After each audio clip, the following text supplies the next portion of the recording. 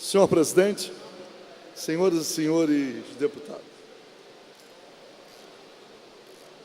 o nosso país, senhora presidente, atravessa uma fase institucional de muita complexidade, porque, por circunstâncias conhecidas, integrantes dos diversos poderes da República foram perdendo a legitimidade, sendo alvos de toda a execração popular, a começar pelo Poder Legislativo. Constatar que a influência do poder econômico, utilizado de forma a mais espúria, foi determinante para a composição que resulta na correlação de forças, faz com que os interesses maiores do povo brasileiro ocupem um patamar secundário, prevalecendo sempre o interesse do capital. Se partirmos para o poder executivo, a ilegitimidade e a degradação talvez sejam maiores. Imaginar que temos um presidente da República que está prestes a se transformar em réu em ação penal a ser proposta pelo Ministério Público, pela Procuradoria-Geral da República, fundada em provas, no caso específico do presidente da República, provas que foram levadas ao conhecimento de praticamente toda a opinião pública. O presidente da República, Michel Temer, recebendo com nome falso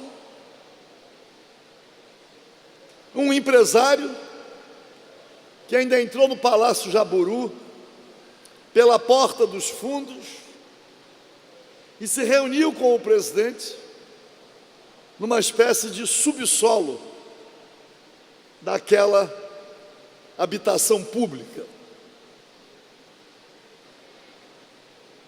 É claro que o empresário, despossuído de qualquer escrúpulo, ainda cumpriu a tarefa de comprovar o seu relacionamento promíscuo e criminoso com o presidente da República num ato de traição, gravando a conversa.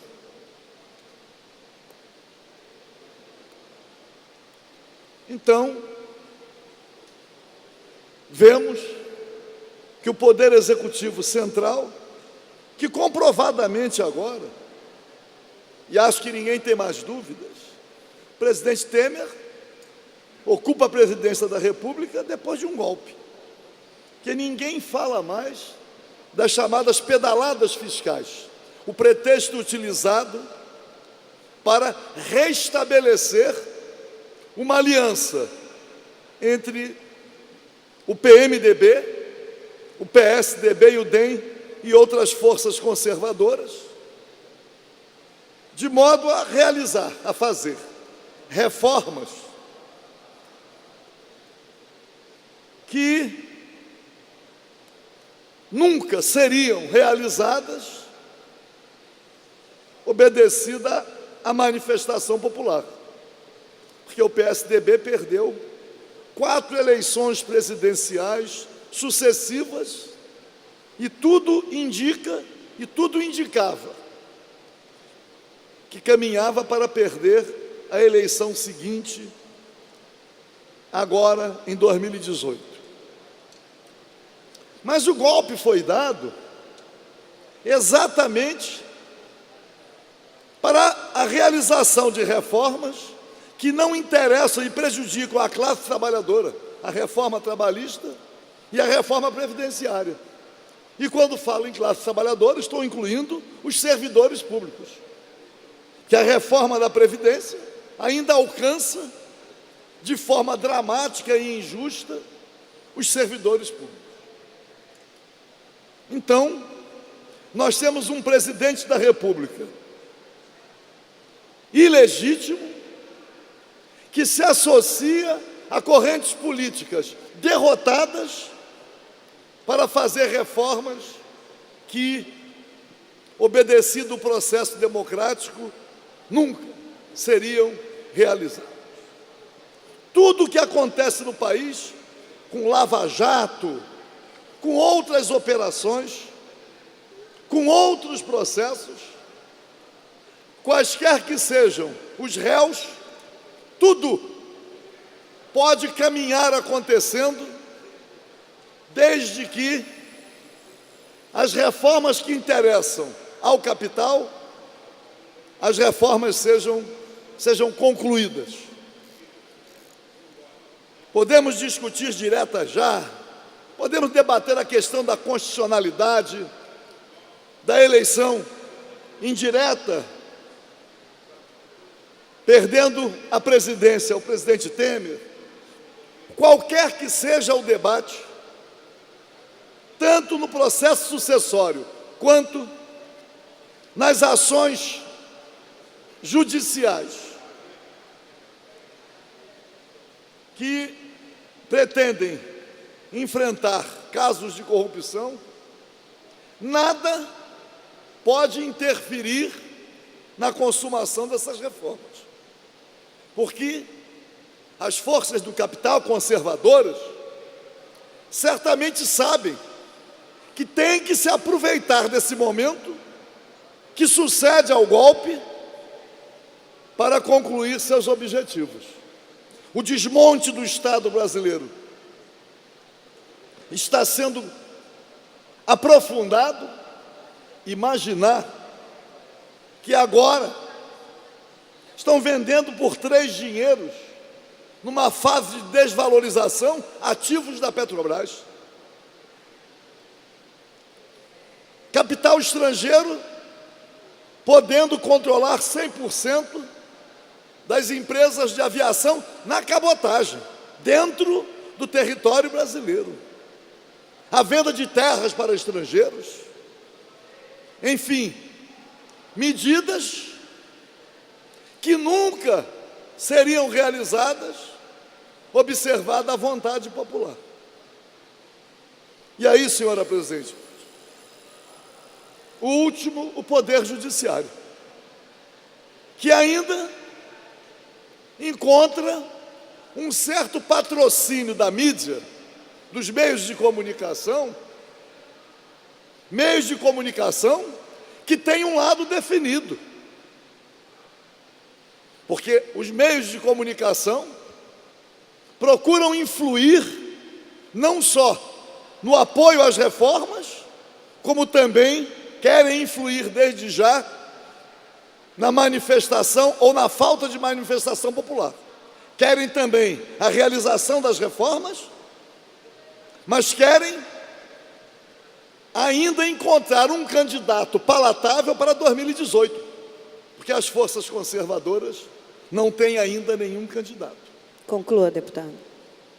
Mas no Poder Judiciário, senhora presidente, é possível identificar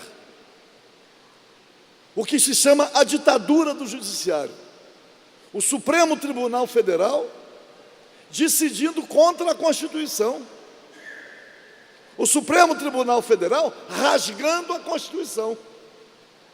E aí surge um caso que eu vou concluir, senhora presidente, porque nas chamadas delações, nas gravações até hoje feitas, em várias gravações, já surgiram os nomes de vários ministros do Supremo. Basta aparecer em qualquer gravação o nome de um ministro do Supremo para que imediatamente venha alguma reação. E o último caso, algo impensável e até inaceitável, é a suposta acusação de que o ministro Edson Fachin, relator da Lava Jato no Supremo Tribunal Federal, estaria tendo a sua vida vasculhada. Por quê? Para ser indicado ministro do Supremo, percorreu os gabinetes parlamentares acompanhado de um dirigente da JBS ou da JIF, obviamente, e o próprio confirma que se fez acompanhar. Ora, quando olhamos a delação premiada dos dois Batista, não Eike, mas a nova família Batista, é de se reconhecer que o prêmio para a sua delação, aliás, outros prêmios já foram muito vantajosos para o delator, mas os dois Batistas, o prêmio foi um prêmio escandaloso. E aí fica a indagação. Afinal de contas, quem é que pode investigar os Supremos? Na palavra do ministro Gilmar Mendes, hoje nós somos os Supremos. Quer dizer que os Supremos são agora cidadãos acima de qualquer suspeita? Os Supremos devem ter todos os atos que praticaram e que são desamoradores ocultados? Eu entendo que no caso da delação premiada dos Batistas últimos, o ministro Edson Fachin deveria ter se considerado impedido para chancelar o acordo de leniência, de delação premiada. Se ele efetivamente, e é o que está comprovado, se valeu do prestígio dos diretores da JBS para percorrer os gabinetes parlamentares, aliás, caminho necessário, todos os ministros do Supremo percorreram os gabinetes dos senadores para terem apoio para as respectivas indicações. Isto não quer dizer que o fato de ter percorrido esse caminho exigível tenha determinado uma subordinação. Mas, no caso dos Batistas, e eu concluo, o ministro Edson Fachin deveria, por precaução e por dever, não ter chancelado o acordo de delação premiada. Outro ministro do Supremo deveria ter sido relator.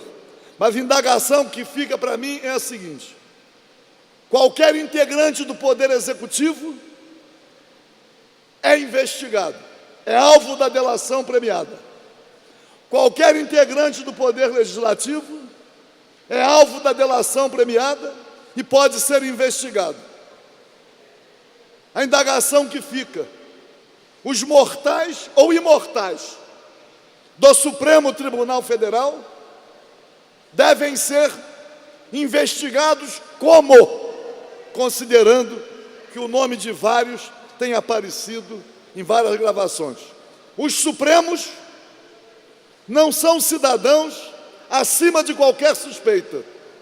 E os Supremos devem compreender que o dever maior do Supremo Tribunal Federal consiste em respeitar e fazer respeitar a Constituição. Muito obrigado.